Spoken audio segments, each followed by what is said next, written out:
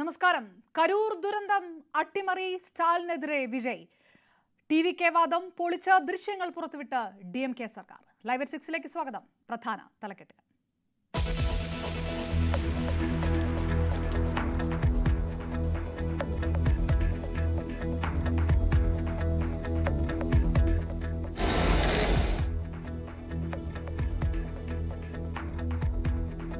Mammootty returns. പാട്രിയറ്റിന്റെ shooting സെറ്റിലേക്ക് ചെന്നൈയിൽ നിന്ന് പുറപ്പെട്ടു. ക്യാമറയ്ക്ക് മുന്നിലെത്തിയത് 7 മാസത്തിനു ശേഷം. ആവേശത്തിൽ ആരാധകർ.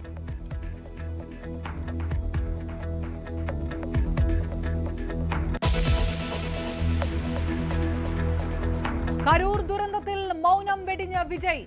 നടക്കാൻ പാടില്ലാത്തത് നടന്നു. ഇത്രയും വേദന അനുഭവിച്ചിട്ടില്ല. കുറ്റമേൽക്കാൻ തയ്യാർ. പ്രതികാരം തന്നോടാകാം. പ്രവർത്തകരെ വേട്ടയാടരുതെന്ന് സ്റ്റാലിനോട് താരം. உங்களுக்கு ஏதாவது இந்த பழி வாங்கணும் அப்படின்ற எண்ணம் ஏதாவது இருந்துச்சுன்னா என்ன வேணாலும் பண்ணுங்க, அவங்க மேலே கை வைக்காதீங்க. நான் ஒன்று வீட்டில் இருப்பேன், இல்லை நான் ஆஃபீஸில் இருப்பேன். என்ன வேணாலும் செய்யுங்க. நம்மளுடைய அரசியல் பயணம் இன்னும் ஸ்ட்ராங்காக, இன்னும் தைரியத்தோட കണ്ടിന്യൂ ആകും. അറസ്റ്റിലായ TVK നേതാക്കൾ റിമാൻഡിൽ. കൂടുതൽ തെളിവുകൾ പുറത്തുവിട്ട് സർക്കാർ.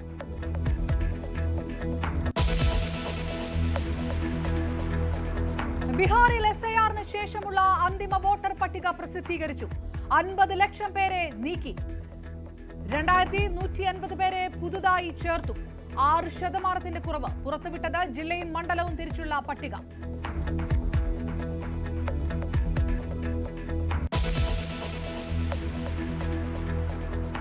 NSS-നെ അനുനയിപ്പിക്കാൻ കോൺഗ്രസ് നീക്കം. സുകുമാരൻ നായരുമായി കൂടിക്കാഴ്ച നടത്തി തിരുവഞ്ചൂർ രാധാകൃഷ്ണൻ.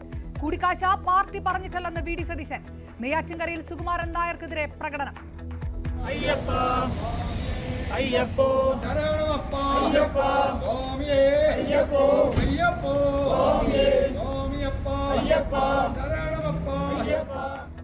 തിരുവനന്തപുരം ശ്രീവരാഹത്ത് അനുകൂല ഫ്ലക്സ്.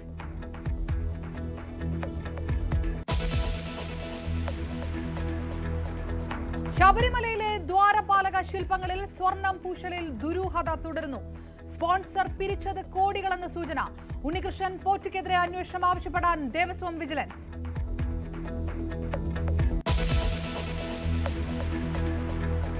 രാഹുൽ ഗാന്ധിക്കെതിരെ ന്യൂസ് 18 ചർച്ചയിൽ കൊലവിളി നടത്തിയ BJP നേതാവിനെ തേടി പോലീസ്. തൃശൂരിലെ വിവിധ കേന്ദ്രങ്ങളിൽ പരിശോധന. കൊലവിളി വിവാദത്തിൽ നിയമസഭയിൽ ഏറ്റുമുട്ടി ഭരണ പ്രതിപക്ഷങ്ങൾ.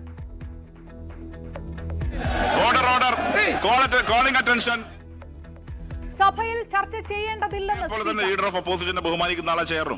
പക്ഷേ ഈ ഫ്ലോറിനകത്ത് ഉന്നയിക്കാൻ മാത്രം ഒരു TV ചർച്ചക്കകത്ത് ആരെങ്കിലും എന്തെങ്കിലും പറഞ്ഞാൽ അതൊക്കെ ഇവിടെ ഒന്ന് പറയാൻ പറ്റുമോ? സ്പീക്കറുടെ ഡയസിൽ കയറി പ്രതിപക്ഷം. സ്ത്രീ തൊഴിലാളികൾ പണിയെടുക്കുന്ന വളരെ പ്രധാനപ്പെട്ട മേഖലയാണ് കശുവണ്ടി മേഖല. അപ്പൊ നിങ്ങൾ രാഹുൽ ഗാന്ധിയോടൊപ്പമല്ല എന്ന് തന്നെ തെളിയിക്കുന്നത്. സമരാഭാസമെന്ന് P. രാജീവ്.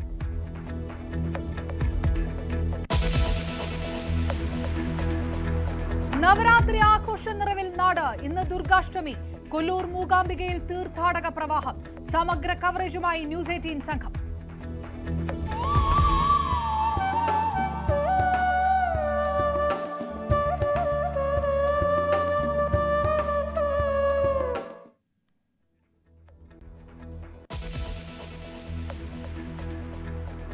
നോക്കാം വാർത്തകളിലേക്ക് വിശദമായി. ഇടവേളയ്ക്ക് ശേഷം മമ്മൂട്ടി വീണ്ടും സിനിമാ സെറ്റിലേക്ക്. ചെന്നൈയിൽ നിന്ന് വിമാനമാർഗമാണ് ഹൈദരാബാദിലേക്ക് തിരിച്ചത്. മഹേഷ് നാരായണൻ സംവിധാനം ചെയ്യുന്ന ചിത്രത്തിന്റെ ഹൈദരാബാദ് ഷെഡ്യൂൾ നാളെ ആരംഭിക്കും.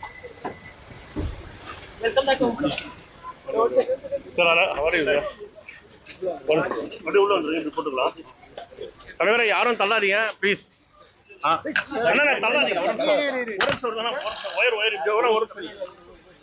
சார் சென்னை வந்திருக்கீங்க. இல்ல விட்டுருங்க பேசுறேன். டிஸ்டர்ப் பண்ணாதீங்க சார்.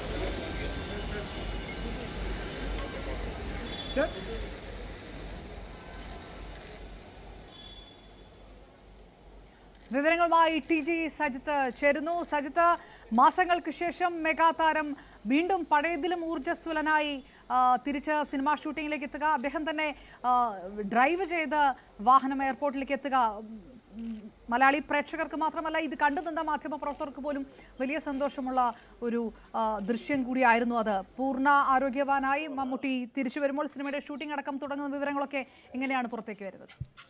അവർ സൂചിപ്പിച്ചതുപോലെ കാത്തിരുന്ന ഒരു നിമിഷം തന്നെയാണ്. കാരണം മലയാളികൾ ഒന്നടങ്കം മമ്മൂട്ടിയുടെ തിരിച്ചുവരവ് പ്രഖ്യാപിച്ചതിന് ശേഷം അദ്ദേഹത്തിൻ്റെ ആദ്യ ദൃശ്യത്തിന് വേണ്ടിയുള്ള കാത്തിരിപ്പായിരുന്നു. അതാണിപ്പോൾ സംഭവിച്ചത്.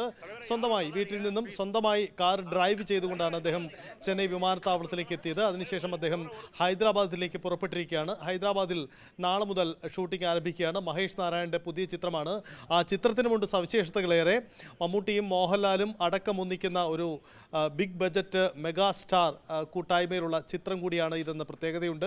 ഇതിന് പുറമെ വൻ താരനിര അണിനിരക്കുന്ന ചിത്രം കൂടിയാണ്. ഹൈദരാബാദ്, ദില്ലിക്ക് പുറമെ പല രാജ്യങ്ങളിലായിട്ടാണ് ഇതിൻ്റെ ഷൂട്ടിംഗ് പുരോഗമിക്കുന്നത്. അസർബൈജാൻ, അബുദാബി അടക്കമുള്ള രാജ്യങ്ങളിലൊക്കെ ആയിട്ടാണ് ഈ ചിത്രത്തിൻ്റെ പേട്രിയറ്റ് എന്ന് പേരിട്ടിരിക്കുന്ന ഈ ചിത്രത്തിൻ്റെ ഷൂട്ടിംഗ് പുരോഗമിക്കുന്നത്. അപ്പോൾ മമ്മൂട്ടി മടങ്ങി വരുന്ന ചിത്രത്തിനും ഏറെ സവിശേഷതകളുണ്ട് എന്നതാണ് പ്രത്യേകത. പക്ഷേ ഇപ്പോഴും അവശേഷിക്കുന്ന ഒരു കാര്യം, മമ്മൂട്ടി എന്തുകൊണ്ട് കേരളത്തിലേക്ക് മടങ്ങി വന്നില്ല എന്നതാണ്. അദ്ദേഹം ചികിത്സയ്ക്ക് ശേഷം അദ്ദേഹം കൊച്ചിയിലെ വസതിയിലെത്തിയാവാം ഒരുപക്ഷെ അദ്ദേഹം പുതിയ സിനിമയിലേക്കൊക്കെ പോവുകയെന്നാണ് പ്രതീക്ഷിച്ചിരുന്നത്. പക്ഷേ അങ്ങനെയല്ല സംഭവിച്ചത്. അദ്ദേഹം ചെന്നൈയിൽ നിന്ന് നേരെ ഹൈദരാബാദിലേക്ക് പോവുകയാണ് ചെയ്തിരിക്കുന്നത്. ഇനി അദ്ദേഹം ഹൈദരാബാദിൽ നിന്നും UK പോകുമെന്നാണ് മനസ്സിലാക്കുന്നത്. അതിനുശേഷമായിരിക്കും അദ്ദേഹം കേരളത്തിലേക്ക് മടങ്ങി വരിക. എന്തായാലും മെഗാസ്റ്റാർ മമ്മൂട്ടിയുടെ മടങ്ങി വരവ് കാത്തിരിക്കുകയാണ് എല്ലാവരും. ഈ ദൃശ്യം എല്ലാവർക്കും നൽകുന്ന ഒരു സന്തോഷം ചെറുതല്ല. ചികിത്സയ്ക്ക് ശേഷം പൂർണ്ണ ആരോഗ്യത്തോടു കൂടി തന്നെ മമ്മൂട്ടി അദ്ദേഹത്തിൻ്റെ പ്രവർത്തന മേഖലയിൽ സജീവമാകുന്നു. റൈറ്റ്, TG സഹിത വിവരങ്ങൾ ഹൈദരാബാദിലേക്ക് തിരിച്ചിരിക്കുന്നു. ഹൈദരാബാദ് ഷെഡ്യൂൾ ആരംഭിക്കുകയാണ്. മറ്റു വാർത്തകൾ നോക്കാം. കരൂർ ദുരന്തത്തിൽ വികാരാധീനനായി പ്രതികരിച്ച വിജയ്. ഹൃദയം വേദന കൊണ്ട് പിടയുന്നു. ജനങ്ങൾ റാലിയിലെത്തുന്നത് സ്നേഹം കൊണ്ടാണ്. മുഖ്യമന്ത്രിക്ക് പ്രതികാരം ചെയ്യണമെങ്കിൽ തന്നെ എന്തും ചെയ്യാം, മറ്റുള്ളവരെ വെറുതെ വിടണം. സത്യം ഉടനെ പുറത്തുവരും. രാഷ്ട്രീയം ശക്തമായി തുടരും. ദുരന്ത ബാധിതരെ ഉടൻ കാണുമെന്നും നടൻ വ്യക്തമാക്കി. ജനങ്ങളുടെ സുരക്ഷ തനിക്ക് പ്രധാനപ്പെട്ടതാണെന്നും വീഡിയോ സന്ദേശത്തിൽ വിജയ് പറയുന്നു. என் லைஃப்பில் இந்த மாதிரி ஒரு பெயின்ஃபுல்லான ஒரு சுச்சுவேஷனை நான் ஃபேஸ் பண்ணதே கிடையாது. மனசு முழுக்க வலி வலி மட்டும்தான்.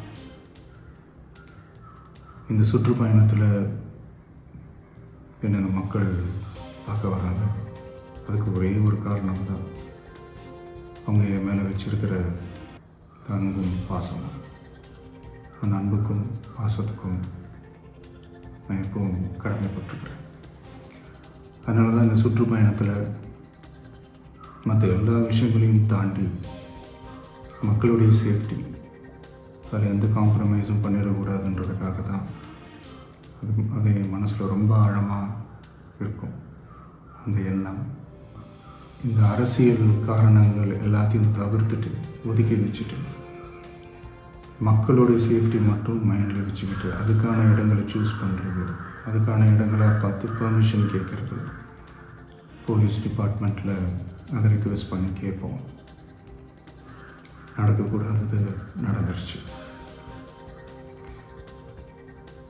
ஆனால் மனுஷன் தானே, அந்த நேரத்தில் அத்தனை பேர் பாதிக்கப்பட்டு இருக்கும்போது எப்படி அந்த ஊரை விட்டுட்டு என்னால் கிளம்பி வர முடியும்?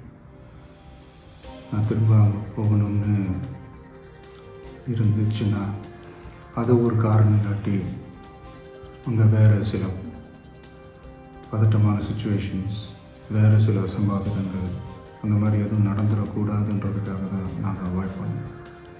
சீக்கிரமே எல்லா உண்மைகளும் வெளியில் வரும். சிஎம் சார்,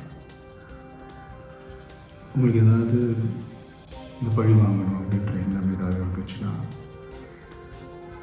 என்ன வேணாலும் பண்ணுங்க. அவங்க மேலே கை வைக்காது. நான் ஒன்று வீட்டில் இருப்பேன், இல்லை நான் ஆஃபீஸில் இருப்பேன். என்ன வேணாலும் செய்யுங்க. நண்பர்களே, தோழர்களே, நம்மளோட அரசியல் பயணம் இன்னும் ஸ்ட்ராங்காக, இன்னும் தைரியத்தோட കണ്ടിന്യൂ ആക്കും. ഇതിനിടെ തമിഴക വെട്രി കഴകത്തിനെതിരെ സർക്കാർ കൂടുതൽ തെളിവുകൾ പുറത്തുവിട്ടു. 10,000 പേർ പങ്കെടുക്കുമെന്ന് പറഞ്ഞെടുത്ത് 27,000 പേർ എത്തിയെന്നും പുലർച്ചെ മുതൽ കാത്തുനിന്ന ആളുകൾക്ക് പുറമെ വിജയുടെ വാഹനത്തെ പിന്തുടർന്നു വന്നവർ കൂടി എത്തിയപ്പോൾ പ്രശ്നം വഷളായെന്നും റവന്യൂ സെക്രട്ടറി അമുദ IAS വ്യക്തമാക്കി. സംഭവം നടന്ന ദിവസം വിവിധ ചാനലുകൾ പകർത്തിയ ദൃശ്യങ്ങളും തെളിവായി കാണിച്ചായിരുന്നു വിശദീകരണം. വിജയ് പ്രസംഗിക്കുന്ന സമയത്ത് പവർ കട്ട് ഉണ്ടായി എന്ന് പറയുന്നത് അടിസ്ഥാനരഹിതമാണെന്നും തെളിവുകളുടെ അടിസ്ഥാനത്തിൽ അവർ പറഞ്ഞു. 10,000 பேர் கலந்து கொள்வாங்கன்னு சொல்லி அவங்க ரிக்வஸ்ட் கொடுத்துருந்தாங்க. ஸோ இந்த 10,000 பேர் வருவாங்கன்னு தான் அவங்களோட இது இருந்தது. பட் ஏற்கனவே அந்த கட்சி தலைவரோட கூட்டத்தில் பார்த்தீங்கன்னா நாகப்பட்டினம் திருச்சியில் நடந்த கூட்டத்தில் பார்த்தீங்கன்னா அவங்க சொல்கிற கூட்டத்தில் ஜாஸ்தி வருன்றதுக்காக போலீஸ் ஆன்டிசிபேட் பண்ணி ஒரு 20,000 பேர்கிட்ட வருவாங்க அப்படின்னு அவங்களோட source of intelligence plus past இதை வச்சு ட்ராக்கை வச்சு அவங்க ப்ரிப்பேர் பண்ணது 20,000 பேருக்கு வருவாங்கன்னு சொல்லிட்டு, அதாவது 50 பேருக்கு ஒரு போலீஸ்காரங்க தான் நார்மல் அவங்களுடைய standard ratio allocation ratio. High risk க்ரௌடுக்கு ஜெனரல் க்ரௌடுக்கு இவ்வளோ தான் போட மாட்டோம். பட் இது மாதிரி ஹை ரிஸ்க் க்ரௌடு ரொம்ப எந்தூசிஸ்ட் க்ரௌடுக்கு இது மாதிரி போடக்கூடிய ஸ்கேல். இந்த கேஸில் 20 பேருக்கு ஒன்றா கொடுத்துருக்காங்க. ஸோ 10,000 பேருக்கு 500 பேர்கிட்ட அவங்க போலீஸ்மென் டிப்ளாய் பண்ணியிருக்காங்க ஃபார் மேனேஜிங் த க்ரௌட். ஆனால் அந்த க்ரௌட் பார்த்தீங்கன்னா நம்ம அங்கே 3 மணிக்குலேருந்து பார்த்தீங்கன்னா க்ரௌட் சர்ஜ் ஆக ஆரம்பிச்சிருது. 20,000 பேர்கிட்ட இங்கே 6 மணிக்கெலாம் இருக்காங்க. ப்ளஸ் அவர் கட்சி தலைவர் வரும்போது கூட பார்த்தீங்கன்னா அவர் வண்டி கூட நிறைய பேர் வந்துடுறாங்க. 10,000 பேர் கலந்து கொள்வாங்கன்னு சொல்லி அவங்க ரிக்வஸ்ட். വിവരങ്ങളുമായി അജയ് സുധാബിജു നമുക്കൊപ്പം ചേരുന്നു. അജയ്, വിജയ് 3 ദിവസത്തെ നിശബ്ദതയ്ക്ക് ശേഷം പ്രതികരിച്ചത് എല്ലാം അട്ടിമറി, അത് സ്റ്റാലിൻ അറിഞ്ഞുകൊണ്ട് DMK അറിഞ്ഞുകൊണ്ട് സർക്കാർ നടത്തിയ ഗൂഢാലോചനയുടെ ഭാഗമെന്ന് പറയാതെ പറയുകയായിരുന്നു. TV കാണികൾ കഴിഞ്ഞ ദിവസങ്ങളൊക്കെ പറഞ്ഞ കാര്യങ്ങൾ ആവർത്തിക്കുകയും ചെയ്തിരിക്കുന്നു വിജയ്. അതിനുള്ള മറുപടി എന്ത് പറയും സ്റ്റാലിൻ എന്ന് ഉറ്റുനോക്കുമ്പോൾ അപ്പോഴേക്കും ഈ വാദം TVKയുടെ വാദം പൊളിക്കുന്ന തരത്തിലുള്ള ദൃശ്യങ്ങളൊക്കെ പുറത്തുവിടുന്നു സർക്കാർ. ഇതേത് തരത്തിലേക്ക് കാര്യങ്ങൾ നീങ്ങുകയാണ്? അപർണ, ഈ പറഞ്ഞതുപോലെ തന്നെ ഈ 3 ദിവസം നീണ്ടുനിന്ന ഒരു ഇടവേളയ്ക്ക് ശേഷമാണ് വിജയ് അവസാനം പ്രതികരിച്ചിരിക്കുന്നത്. 4 മിനിറ്റ് 45 സെക്കൻഡ് ദൈർഘ്യമുള്ള ഒരു വീഡിയോ സന്ദേശമാണ് അദ്ദേഹം പുറത്തുവിട്ടിട്ടുള്ളത്.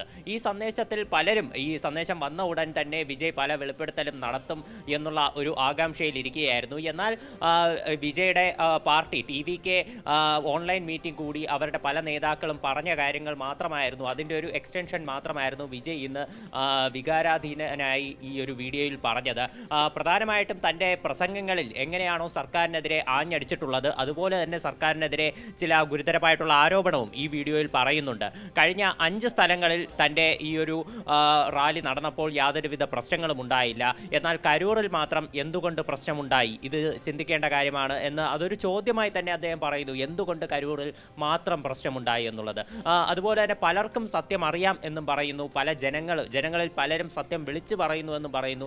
ഇത്തരത്തിൽ ഈ ഒരു ദുർഘട ഘട്ടത്തിൽ പലരും സത്യം വിളിച്ചു പറയുമ്പോൾ അവർ ദൈവത്തെ പോലെയാണ് തനിക്ക് തോന്നുന്നതെന്നും വിജയ് ഈ വീഡിയോയിൽ വ്യക്തമാക്കിയിട്ടുണ്ട്. അതുപോലെ തന്നെ വിജയ് പറയുന്ന മറ്റൊരു കാര്യം, ഇപ്പോൾ നിലവിൽ നമ്മൾ സാഹചര്യം നോക്കുകയാണെങ്കിൽ TVKയുടെ 2 പ്രാദേശിക നേതാക്കളെ അറസ്റ്റ് ചെയ്തിട്ടുണ്ട്. സംസ്ഥാന ജനറൽ സെക്രട്ടറി, ജോയിന്റ് സെക്രട്ടറി തുടങ്ങിയവർക്ക് വേണ്ടി ലുക്കൌട്ട് നോട്ടീസ് പുറപ്പെടുവിച്ചിട്ടുണ്ട്. അപ്പോൾ ഇത്തരത്തിൽ TVKയിലെ കൂടുതൽ നേതാക്കൾക്കെതിരെ അറസ്റ്റ് വാറന്റ് ഉൾപ്പെടെ 2 പേരെ അറസ്റ്റ് ചെയ്ത് റിമാൻഡ് ചെയ്തു. കൂടുതൽ പേരെ അറസ്റ്റ് ചെയ്യാനുള്ള നീക്കത്തെയും വിജയ് അതിനെ വിമർശിച്ചുകൊണ്ട് പറയുന്നുണ്ട്. തൻ്റെ ഈ സ്റ്റാലിൻ എന്തെങ്കിലും പകയുണ്ടെങ്കിൽ അത് തന്നോട് വീട്ടിക്കോളൂ, തൻ്റെ സുഹൃത്തുക്കളെയും തൻ്റെ പാർട്ടി പ്രവർത്തകരെയും തുടരുത് എന്ന് സിനിമാ സ്റ്റൈലിൽ ഒരു ഡയലോഗും വിജയ് പറഞ്ഞിട്ടുണ്ട്. താൻ വീട്ടിലല്ലെങ്കിൽ ഓഫീസിൽ കാണും എന്നുള്ള തരത്തിലുള്ള ഒരു പഞ്ച് ഡയലോഗ് കൂടിയാണ് ഈ വീഡിയോ, ഈ 4 മിനിറ്റ് 45 സെക്കൻഡുള്ള വീഡിയോ അവസാനിക്കുന്നത്. വിജയ് ഇപ്പോൾ നിലവിൽ പുതുതായിട്ടുള്ള വെളിപ്പെടുത്തലോ അല്ലെങ്കിൽ ഞെട്ടിക്കുന്ന ആരാധകർ അല്ലെങ്കിൽ വിജയുടെ പാർട്ടി പ്രവർത്തകർ കാത്തിരുന്ന മറ്റു വെളിപ്പെടുത്തലുകളൊന്നും തന്നെ നടത്തിയിട്ടില്ല എന്നുള്ളത് നിലവിൽ ശ്രദ്ധേയമാണ്. എന്നാൽ വിജയുടെ ഈ വീഡിയോ വെളിപ്പെടുത്തലുകൾ വന്ന് ഏതാനും മിനിറ്റുകൾക്കകം തന്നെ സർക്കാരിൻ്റെ വക കൂടുതൽ വിശദീകരണവുമായി റവന്യൂ സെക്രട്ടറി അമുദ ഉൾപ്പെടെ ഇപ്പോൾ പ്രസ് മീറ്റ് നടത്തിയിട്ടുണ്ട്. ആ പ്രസ് മീറ്റിൽ ഉൾപ്പെടെ പല സോഷ്യൽ മീഡിയ വഴിയും അല്ലെങ്കിൽ മറ്റ് മാധ്യമങ്ങൾ വഴിയും TVK പ്രവർത്തകരും അതുപോലെ തന്നെ മറ്റ് രാഷ്ട്രീയ നേതാക്കളും പ്രധാനമായിട്ടും കോൺഗ്രസ്, DMK, പിന്നെ BJP ഉൾപ്പെടെ പല പ്രതിപക്ഷ രാഷ്ട്രീയ കക്ഷികൾ ഉൾപ്പെടെ ഉന്നയിക്കുന്ന പല ആരോപണങ്ങൾക്കും മറുപടി അവർ പറഞ്ഞിട്ടുണ്ട്. അതായത് ഇവിടെ ഉണ്ടായിട്ടുള്ള സുരക്ഷാ വീഴ്ചയെ അവർ ഊന്നി പറയുന്നു. പറയുന്നു. അതായത് സാധാരണ ഉള്ള സ്ഥലങ്ങളിൽ ഒരു പോലീസ് ഉദ്യോഗസ്ഥനെ അനുവദിക്കുന്നത് 50 പേർക്ക് ഒരു പോലീസ് ഉദ്യോഗസ്ഥൻ എന്നുള്ള റേഷ്യോയിലാണ് അനുവദിക്കുന്നത്. നിലവിൽ TVK ഈ ഒരു സ്ഥലത്ത് സമ്മേളനത്തിൽ ഈ റാലിയിൽ വരാൻ സാധ്യതയുള്ളത് 10,000 പേരെന്ന് അറിയിച്ചിട്ടുണ്ട്. എന്നാൽ മുൻ അനുഭവങ്ങൾ കഴിഞ്ഞ 5 സ്ഥലത്ത് ആളുകൾ കൂടിയതനുസരിച്ച് 20,000 പേരെ പോലീസ് കണക്കാക്കിയിട്ടുണ്ടായിരുന്നു. എന്നാൽ 27,000-ത്തിലധികം പേർ ഈ സമ്മേളന വേദിയിലേക്ക് വന്നു.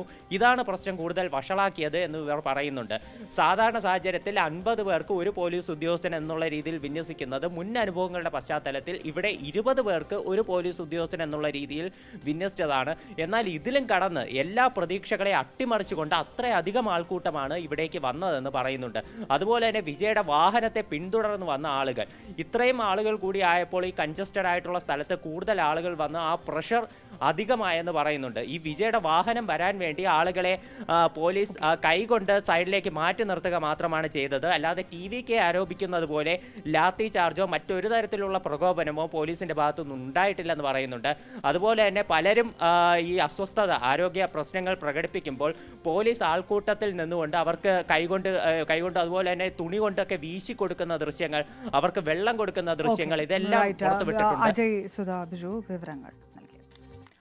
തീവ്ര പരിഷ്കരണത്തിന് ശേഷം ബീഹാറിലെ വോട്ടർ പട്ടിക പുറത്തിറക്കി തെരഞ്ഞെടുപ്പ് കമ്മീഷൻ. ഏകദേശം 50 ലക്ഷത്തോളം പേരുകൾ തെരഞ്ഞെടുപ്പ് കമ്മീഷൻ ഒഴിവാക്കി. അന്തിമ പട്ടികയിൽ 7.42 കോടി വോട്ടർമാരെയാണ് ഉൾപ്പെടുത്തിയിട്ടുള്ളത്. മനു ഭരത ചേരുന്നു. മനു, വലിയ തരത്തിലുള്ള വിവാദങ്ങൾക്കൊടുവിൽ ഏതെല്ലാം നടപടികളിലേക്ക് തെരഞ്ഞെടുപ്പ് കമ്മീഷൻ കടന്നിരിക്കുന്നു? എന്തെങ്കിലും പ്രതികരണം കോൺഗ്രസിന്റെ ഭാഗത്തുനിന്നുണ്ടായിട്ടുണ്ടോ? ഇപ്പോൾ ഏറ്റവും ഒടുവിൽ വോട്ടർ പട്ടികയുടെ ഒരു അന്തിമ രൂപമാണ് പുറത്തു വന്നിരിക്കുന്നത്. 7.1 കോടി വോട്ടർമാരാണ് ഇപ്പോൾ ഏറ്റവും ഒടുവിൽ പട്ടികയിൽ ഉള്ളത്. കഴിഞ്ഞ ജൂൺ 24-ന് 7.89 കോടി വോട്ടർമാർ ഈ പട്ടികയിൽ ഉണ്ടായിരുന്നു. അതിൽ നിന്ന് ആദ്യഘട്ടത്തിൽ 65 ലക്ഷം വോട്ടർമാരെ നീക്കി. ഇവർക്ക് പൗരത്വം തെളിയിക്കുന്നതിനും അതുപോലെ വോട്ടർ പട്ടികയിൽ ഇടം പിടിക്കുന്നതിനും ആവശ്യമായ രേഖകൾ ഹാജരാക്കാൻ കഴിഞ്ഞില്ല എന്ന് കാണിച്ചുകൊണ്ടാണ് തെരഞ്ഞെടുപ്പ് കമ്മീഷൻ ഇത്രയും 65 ലക്ഷം ആളുകളെ ആദ്യഘട്ടത്തിൽ നീക്കിയത്. അതിനുശേഷം 21.53 ലക്ഷം വോട്ടർമാരെ പുതിയതായി ഈ പട്ടികയിലേക്ക് ഉൾപ്പെടുത്തുകയും ചെയ്തിട്ടുണ്ട്. ഇതോടൊപ്പം തന്നെ 3.66 ലക്ഷം വോട്ടർമാർ പുതിയതായി പട്ടികയിൽ ഇടം പിടിക്കാൻ ശ്രമിച്ചവരെയും ഒഴിവാക്കിയിട്ടുണ്ട്. അങ്ങനെ മൊത്തം 7.41 കോടി വോട്ടർമാരാണ് ബീഹാർ തെരഞ്ഞെടുപ്പിൽ അവരുടെ സമ്മതിദാന അവകാശം വിനിയോഗിക്കുക എന്ന് വ്യക്തമാക്കുകയും ചെയ്തിട്ടുണ്ട്. അപ്പോൾ ഇതാണ് ഈ തീവ്ര പരിഷ്കരണ നടപടികൾക്ക് ശേഷം ബീഹാറിൽ വന്നിട്ടുള്ള അന്തിമ വോട്ടർ പട്ടിക. ഇത് കൂടുതൽ വിവാദങ്ങളിലേക്ക് വഴിവെക്കാനുള്ള സാഹചര്യമുണ്ട്. ആളുകളെ വോട്ടർ പട്ടികയിൽ നിന്ന് ഒഴിവാക്കിയതിനെ സംബന്ധിച്ച് തെരഞ്ഞെടുപ്പ് കമ്മീഷന്റെ നിലപാടുകളിൽ പ്രതിപക്ഷം കടുത്ത വിയോജിപ്പ് രേഖപ്പെടുത്തിയിട്ടുണ്ട്. കേരളം ഉൾപ്പെടെയുള്ള സംസ്ഥാനങ്ങൾ ഇത്തരം പരിഷ്കരണങ്ങൾ അംഗീകരിക്കാനാകില്ല എന്ന നിലപാടും എടുത്തിട്ടുണ്ട്. പക്ഷേ രാജ്യത്തിന് പുറത്തുള്ളവരും അതുപോലെ ഇരട്ട വോട്ടർമാരുമൊക്കെ ആയിട്ടുള്ള ആളുകൾ പട്ടികയിൽ ഇടം പിടിക്കുന്നതുകൊണ്ട് തന്നെ ഇത്തരത്തിലുള്ളൊരു തീവ്ര പരിഷ്കരണം 10 വർഷത്തിലൊരിക്കൽ അനിവാര്യമാണ് എന്ന നിലപാട് ആവർത്തിക്കുകയാണ് തെരഞ്ഞെടുപ്പ് കമ്മീഷൻ.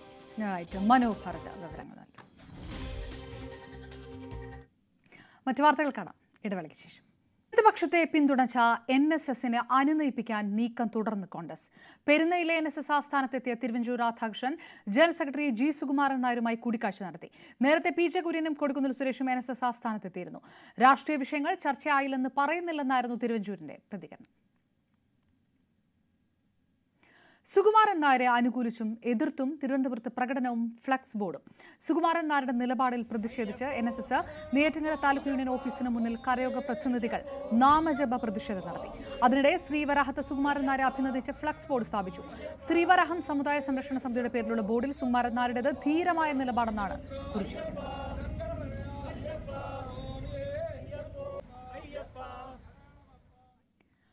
ശബരിമലയിലെ ദ്വാരപാലക ശില്പങ്ങളിൽ സ്വർണം പൂശാനായി സ്പോൺസറായ ഉണ്ണികൃഷ്ണൻ പോറ്റി പിരിച്ചത് കോടികളെന്ന് സൂചന.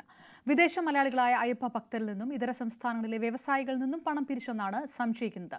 വിവാദം ഒഴിവാക്കാൻ പിരിച്ച പണത്തിൽ നിന്ന് 7 പവന്റെ മാല മാളികപ്പുറം ക്ഷേത്രത്തിന് നൽകി. ഈ കാര്യങ്ങൾ ദേവസ്വം വിജിലൻസ് വിശദമായി പരിശോധിച്ച് വിജിലൻസ് ഉണ്ണികൃഷ്ണൻ പോറ്റി ഉടൻ ചോദ്യം ചെയ്യും. നിയമസഭയെ ഇളക്കിമറിച്ച് ന്യൂസ് 18 ചർച്ച.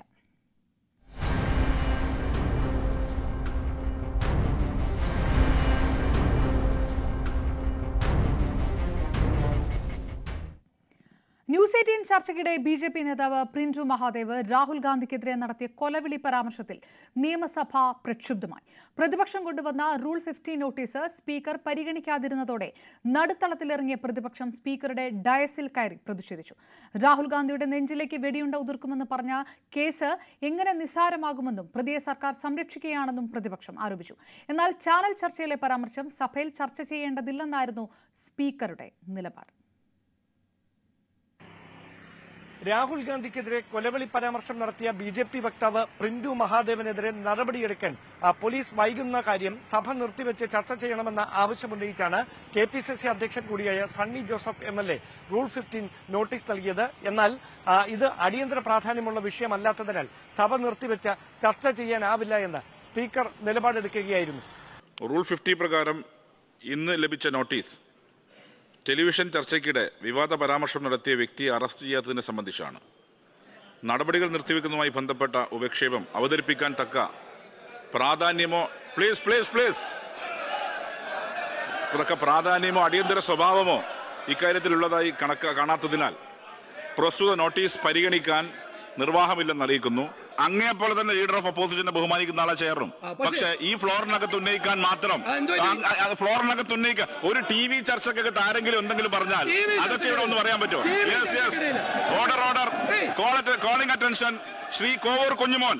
സ്പീക്കറുടെ ഈ പരാമർശത്തിന് പിന്നാലെ പ്രതിപക്ഷ നേതാവ് വി.ഡി. സതീശൻ, കെ.പി.സി.സി. അധ്യക്ഷൻ സണ്ണി ജോസഫ്, മറ്റ് പ്രതിപക്ഷാംഗങ്ങൾ തുടങ്ങിയവർ സീറ്റുകളിൽ നിന്ന് എഴുന്നേറ്റ് പ്രതിഷേധം തുടങ്ങി. തുടർന്ന് സഭയുടെ നടുത്തളത്തിലേക്ക് പ്രതിഷേധം വ്യാപിപ്പിച്ചു. അതിനുശേഷം സ്പീക്കറുടെ ഡയസിനടുത്തേക്ക് പ്രതിഷേധവുമായി പ്ലക്കാർഡുകൾ ഉയർത്തിക്കൊണ്ട് പ്രതിപക്ഷ എം.എൽ.എമാർ എത്തിയതോടെയാണ് വാച്ച് ആൻഡ് വാർഡുമായുള്ള കയ്യാങ്കളിയിലേക്ക് വരെ കാര്യങ്ങൾ എത്തിയത്. ബലപ്രയോഗത്തിലൂടെയാണ് പിന്നീട് ഈ എം.എൽ.എമാരെ അവിടെ നിന്ന് നീക്കിയത്. അതിനുശേഷം മുദ്രാവാക്യം വിളിച്ച് പുറത്തിറങ്ങിയ പ്രതിപക്ഷ എം.എൽ.എമാർ രൂക്ഷമായ ഭാഷയിലാണ് സർക്കാർ നിലപാടിനെ വിമർശിച്ചത്. ഈ പിണറായി വിജയൻ കേരളത്തിലെ മുഖ്യമന്ത്രിക്കെതിരായി ഒരു വിമർശനം ആരെങ്കിലും ഏതെങ്കിലും സോഷ്യൽ മീഡിയ ഹാൻഡിലിൽ ഉന്നയിച്ചാൽ അവനെ അറസ്റ്റ് ചെയ്യുകയും അവന്റെ വീടും ഓഫീസും റെയ്ഡ് ചെയ്യുകയും ചെയ്യുന്ന ഈ ഗവൺമെന്റ് രാജ്യത്തെ ഏറ്റവും സമുന്നതനായ നേതാവിന്റെ നെഞ്ചിൽ വെടിയുണ്ട വായിക്കുമെന്ന് പറഞ്ഞ ബി.ജെ.പി.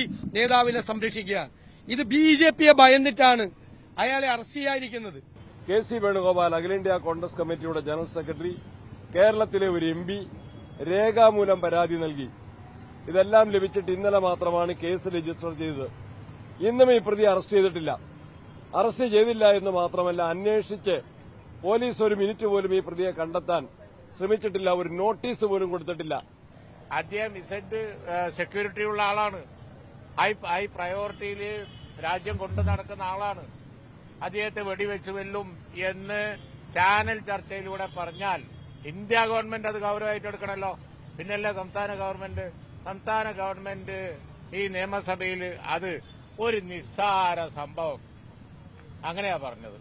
ആർഎസ്എസിനെതിരെ ഈ വിഷയം വലിയ തരത്തിൽ ആയുധമാക്കി മാറ്റിക്കൊണ്ട് സംസ്ഥാനത്ത് രാഷ്ട്രീയ പ്രചാരണത്തിനുള്ള തയ്യാറെടുപ്പുകൾ കഴിഞ്ഞ ദിവസം മുതൽ കോൺഗ്രസ് തുടങ്ങിയതാണ്. ഇന്നലെ സംസ്ഥാന വ്യാപകമായ പ്രതിഷേധം ഡിസിസികളുടെ നേതൃത്വത്തിൽ നടന്നിരുന്നു. ഇന്ന് ബ്ലോക്ക് തലത്തിൽ പഞ്ചായത്തുകൾ കേന്ദ്രീകരിച്ചുകൊണ്ട് രാഹുൽ ഗാന്ധിക്കെതിരെ ആർഎസ്എസ് വക്താവ് നടത്തിയ ബി.ജെ.പി. വക്താവ് നടത്തിയ വിവാദ പരാമർശത്തിൽ വലിയ തരത്തിലുള്ള പ്രതിഷേധത്തിന് ആഹ്വാനം ചെയ്തിരിക്കുകയാണ് കോൺഗ്രസ്.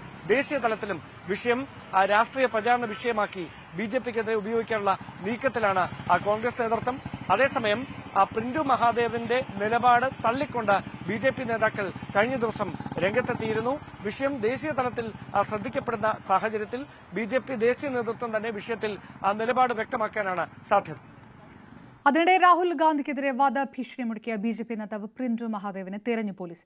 പ്രിൻറ്റുവിനെ തെരഞ്ഞ് ബി.ജെ.പി. തൃശൂർ ജില്ലാ ഭാരവാഹികളുടെ വീടുകളിൽ പോലീസ് റെയ്ഡും നടത്തി. ഭക്തിസാന്ദ്രമാണ് മൂകാംബിക. നവരാത്രി ഉത്സവത്തോടനുബന്ധിച്ച് നിരവധി ഭക്തരാണ് മൂകാംബികയിലേക്ക് ഒഴുകിയെത്തുന്നത്. മൂകാംബിക ക്ഷേത്രത്തിൽ നിന്ന് രഞ്ജിത്ത് രാമചന്ദ്രനും ഭവ്യ പാർവതിയും തയ്യാറാക്കിയ റിപ്പോർട്ടിലേക്ക്. ഇന്ന് ദുർഗാഷ്ടമി നാളാണ്. നാളെ മഹാനവമി, മറ്റന്നാൾ വിജയദശമി.